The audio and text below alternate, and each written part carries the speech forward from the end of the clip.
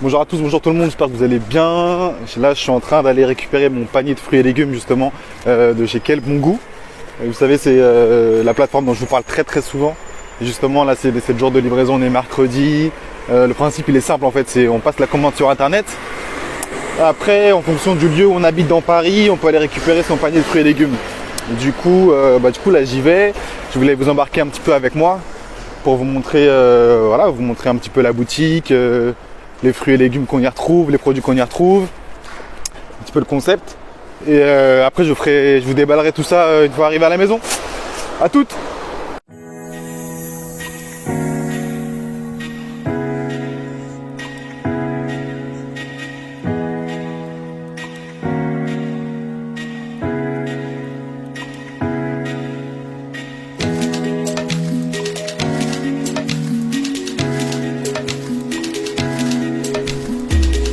J'aime trop ce petit fruit. Rue Saint-Blaise. Il y en a qui connaissent. Parisien ici. Rue Saint-Blaise. On adore. Ça y est, là, on va arriver. Juste à côté, je vais voir si je peux s'exprimer à l'intérieur. Je suis pas sûr. Je vais demander, je vais essayer de vous montrer. Ah ouais, je crois qu'on arrive là.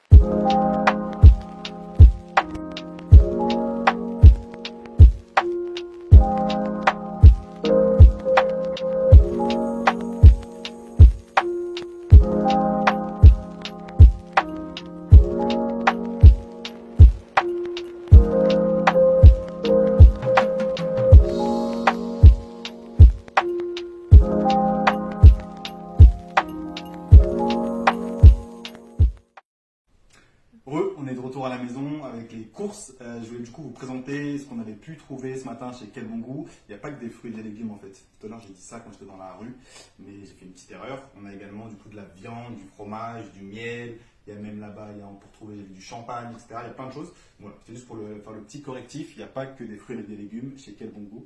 Je vais même peut-être vous présenter parmi ce qu'on a aujourd'hui, ce qui pourrait faire l'objet d'une recette du jour.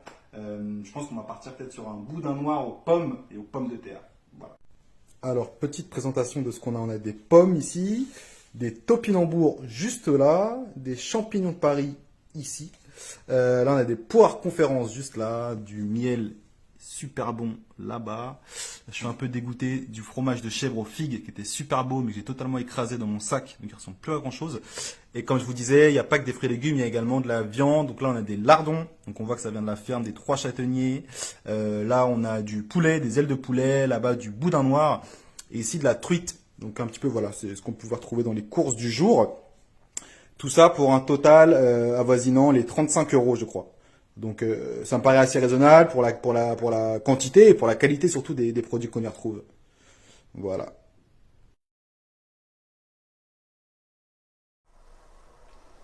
Le moment fatidique du dressage.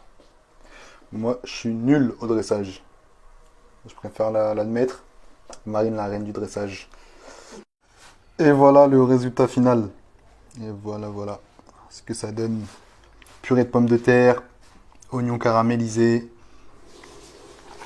avec le boudin noir et les pommes caramélisées également. Pour toutes celles et ceux qui nous suivent sur Instagram, peut-être vous vous demandez à chaque fois comment on fait pour justement le fond blanc derrière. Bah c'est ça, en fait c'est simple. Voilà, c'est vraiment ça le behind the scenes. C'est cette armoire blanche.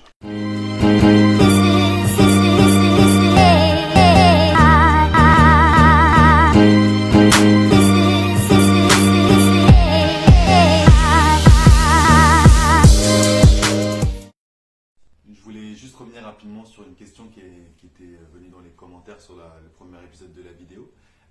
C'était une personne qui disait qu'elle n'était pas forcément à l'aise face à la caméra et est-ce que j'avais éventuellement des conseils à apporter. Moi, ce que je fais généralement, c'est que je prends un trépied en fait. J'ai un petit trépied que j'ai acheté à 30 euros, que je pose du coup en face de moi, sur lequel je fixe le téléphone et je regarde du coup l'objectif directement sans essayer de me prendre trop la tête en étant le plus naturel possible. Voilà, de parler comme si je parlais avec un ami, avec un parent, un cousin, une copine. Voilà, pour essayer de rester le plus naturel possible. Généralement, j'essaye de faire peu de prises pour garder ce côté un petit peu brut. Après, moi, j'ai pas non plus, j'ai très peu d'expérience dans le domaine pour l'instant, mais c'est juste, moi, le petit conseil que je pourrais donner, ce serait juste de rester naturel et de parler comme quand on parlerait à un ami. Autre élément sur lequel je voulais parler, c'était le fait de mener un projet à deux plutôt que de mener un projet tout seul. Ma petite cuisine à moi, c'est une idée que j'ai eue depuis quelques temps et qui s'est concrétisée entre guillemets au mois de janvier 2020. Donc là, ça fait un peu plus de 3 mois.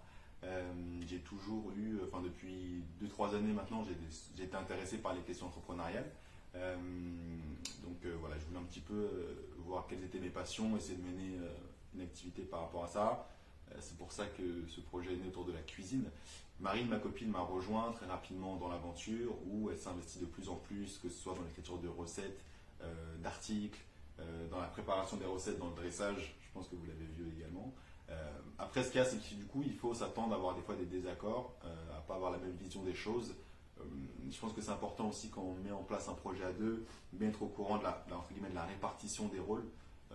Et ce qu'on essaie de faire généralement, des fois, moi je dis à Marine, ok, bah, là par exemple tu peux prendre le lead sur cette recette-là, comme ça, voilà, c'est elle qui est en charge du truc.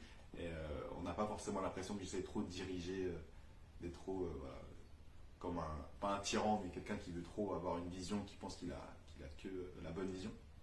Donc je pense que c'est vraiment la communication, le maître mot par rapport à ça. Voilà. Ça, c'est la fin de l'épisode numéro 2 de cette mini-série. J'espère qu'il vous a plu. N'hésitez pas à laisser des commentaires sur cette vidéo que je lirai avec attention. Et voilà, si vous avez des souhaits particuliers de contenu pour la semaine prochaine, c'est le moment par commentaire. Et n'hésitez pas aussi à mentionner vos réactions si ça vous a plu, si vous avez des suggestions pour la suite. Voilà, ciao, à bientôt.